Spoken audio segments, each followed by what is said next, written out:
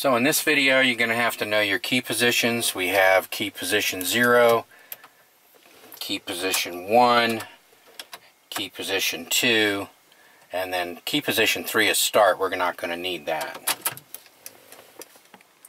So we have our time for regular maintenance message, and notice the information triangle is lit.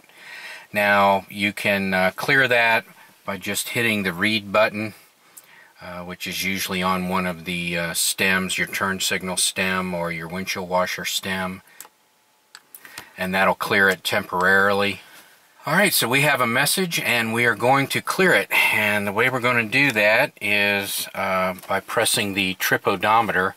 And since my hand is going to be in the way, I think I'm going to get a tool to reach in there so I can film the whole thing. So I have my pencil eraser on the trip odometer reset stem. I turn my key to position 1, then I'm going to press it down, turn my key to position 2,